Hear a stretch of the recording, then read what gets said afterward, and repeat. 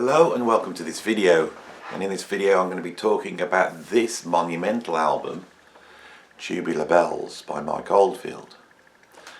Now I've had a copy of this album for probably 40 years. This is a copy I bought in the 1980s.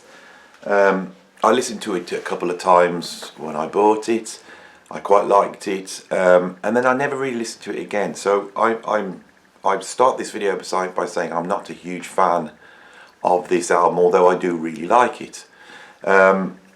This month I have really been looking at progressive rock, and one of the things that occurred to me was the monumental importance of this album, not only on that genre but also on music as a whole. So I thought I'd like to do a video about Tubular Bells. Now, where do I start? This album occupies its own special place in music history, and I really would like to talk about that as much as talking about the album. But let's talk about the album a little bit. So who's Mike Oldfield? So in the early 70s, Mike Oldfield is a very young teenage folk guitarist.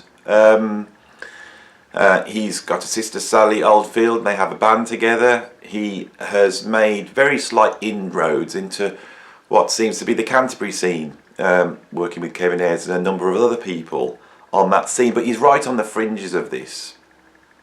Through various circumstances, he manages to hook up with another very young Richard Branson, who is has an idea for forming a record label, and in doing so he manages to create a recording studio in a country house, in a manor house, and Mike Oldfield is hanging around that studio, and eventually persuades him to let him record an album.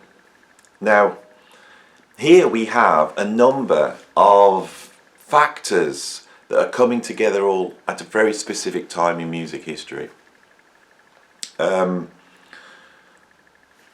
Before this, you really have bands, and bands will form. There is a number of people working together in that band. Often that band would have a Brian Wilson or a Frank Zappa behind it, who is the auteur of that band. But there's a band there, and that band would gig, it would get noticed. If the labels felt it fitted into a certain scene and had the potential to sell, then that band would be signed. In some cases, for example, for Frank Zappa, they would sign him almost by mistake, and they would allow someone like that, with a sort of auteur approach to music, to have a reasonably big budget to do some very experimental music. Now, throughout the 60s, there is an explosion and in the want for music that is breaking down barriers. Now I think that comes from the fact that society was changing in the 60s, and society itself was breaking down barriers, and it wanted music that was doing that. It wanted music that was forward looking, not back, revisionist, which is what a lot of the music around today is. It wanted music that was looking forward and looking for a new future, trying to build a new future. When Mike Oldfield is then allowed to go into a recording studio and create an album with really no consideration of an audience, to let a one person, a multi-instrumentalist, go in and create a long form composition, although Tubular Bells is like two compositions, but anyone who listens to it all the way through, we feel like this is one stream of consciousness coming from a very young guy who's a fantastic musician, and is basically creating the album all on his own. Now, and not just creating an album which is, say, solo guitar. This is an album full of all sorts of different instrumentation, an instrumentation which is not a rock and roll band instrumentation. And so in doing this video, I sat down and listened to this again. And what did strike me was how un-rock and roll it is. Okay, so when this album was released, it fits into the progressive rock genre, but there's actually nothing like it at all. If we think of the emergence of progressive rock with, say, King Crimson, the Moody Blues, the Nice, these are all bands. They're pushing the boundaries. They're playing rock and roll, but they're playing more than rock and roll. There's a wider palette, a wider range. At this point, the technology has really changed, because we have gone from popular music being based around a single to suddenly popular music is being based around an album. Now, in early rock and roll, right up through the 60s, albums were what they said they are. An album, like a photo album, it's a collection of the tunes that band has made. So these bands putting out tunes, and basically you collect them all together, and there's the album. In the 1950s, the sort of album as a statement itself emerges. We could think of an artist like Miles Davis making Kind of Blue, where all those tunes are collected together under a sort of concept. We can even think of Ella Fitzgerald's songbook albums, where she would do an album full of George Gershwin's tunes. There's a concept there. So that creates a market for the album. But as we go through, the technology is burgeoning, and people are buying better and better stereo systems in their house. By the early 70s, the most advanced technological appliance in most people's houses in terms of art, music or whatever is the stereo. Obviously people are into television, but at this point televisions like televisions nowadays it's a small box you're looking at, often in black and white with a mono signal. So when people put an album on through a good stereo, they were suddenly able to gain an experience in their house which they never were able to get before. And before this, the big art form for the population, mainstream population, would have been film. And that's an incredible experience, you know, to go to the cinema in the late 50s and watch Ben-Hur and see chariot races in stereo sound, big, you know, this is an experience. But suddenly people can have an experience like that in their own house. And I think what happens is, with the burgeoning progressive rock scene, that is capitalised by them. So they start to tell musical stories. And we start to see the emergence in the early 70s of long-form rock and roll compositions, although it's not rock and roll. And we can think of ELP, Tarkus, 1971, whole sidelong composition that takes you on a journey.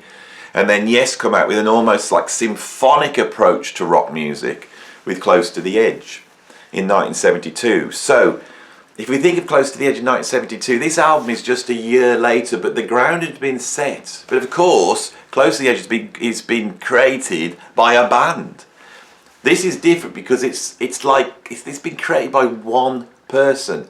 Now I'm sure people will put in comments of where this has happened before. I can think of Lumpy Gravy by Frank Zappa, for example.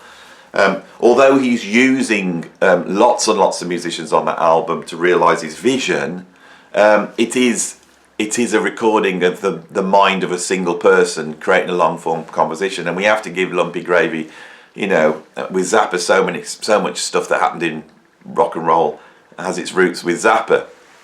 But here, it's just one person recording an almost like stream of consciousness album for a newly formed label. Now I'm sure that nobody had an idea when they were making this album about how successful it would be. So now we move on to the next factor about this. So not only is this two long form compositions made by a single individual overdubbing themselves, you know, it's a new technology, overdubbing themselves. I'm sure Mike was laying the track as he went. This is another thing. When you're working with bands, you've got to negotiate, you've got to practice, come up with parts. But Mike Oldfield would have been able to just go in and let whatever was in his musical mind come out.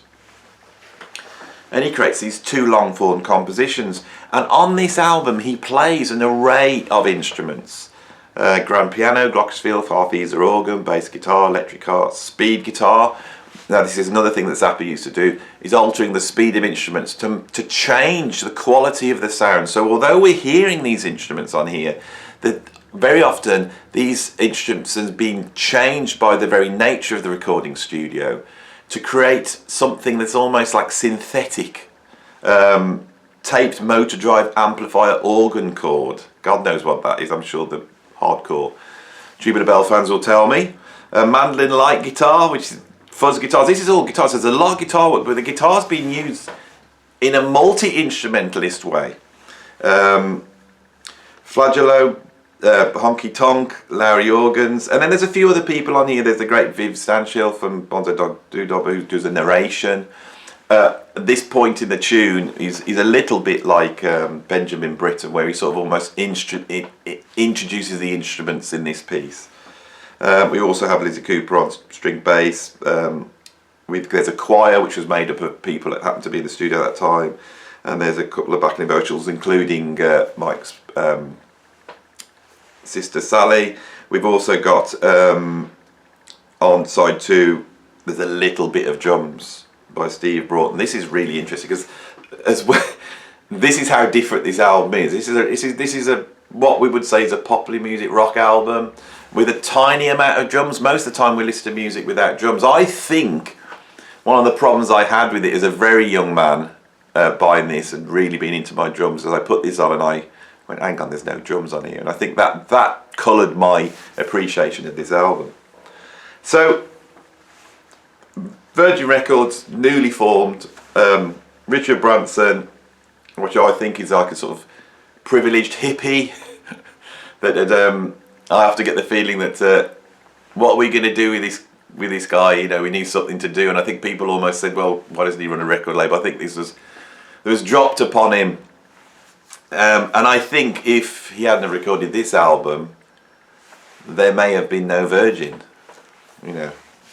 There may have been no ridiculously shaped balloons trying to cross the Atlantic and airplanes crisscrossing around the globe if it wasn't for this album. This is a monumental album whose influence goes beyond music into culture. This is an incredible achievement which really happens because of the time we're in. So let's have a look. So this album comes out. Let's have a really look at what happened to this album when it was released, because I think this is far more important.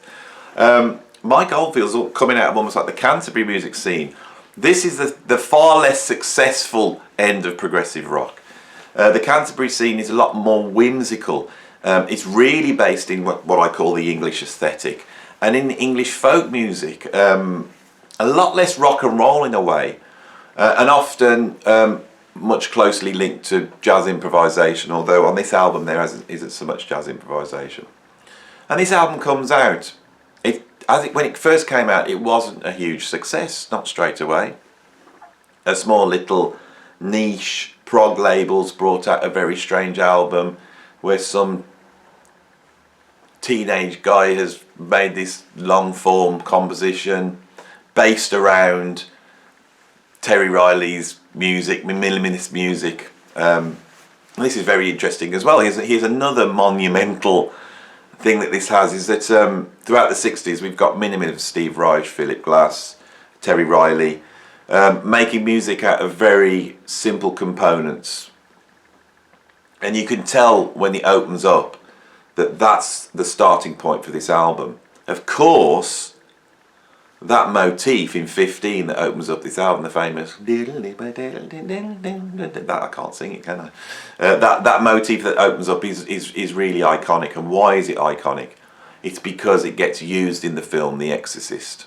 Now, those of us who have been watching the sudden resurgence of Kate Bush as being the biggest artist of the world at the moment because of her use of the use of her tune in Stranger Things, Running Up That Hill, and being able to see how wonderful it is, how really how much great taste the general public really has.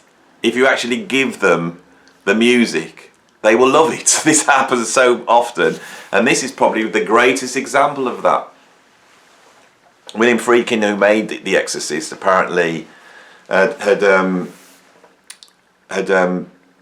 didn't know I was going to talk about this, so I've got to pull this from my memory. He had originally used a film composer to create The Exorcist, and it's the composer that wrote the music for Spartacus, and I should know him, but in my old age I have forgotten the name of that guy. Who was the guy that wrote the music for Spartacus?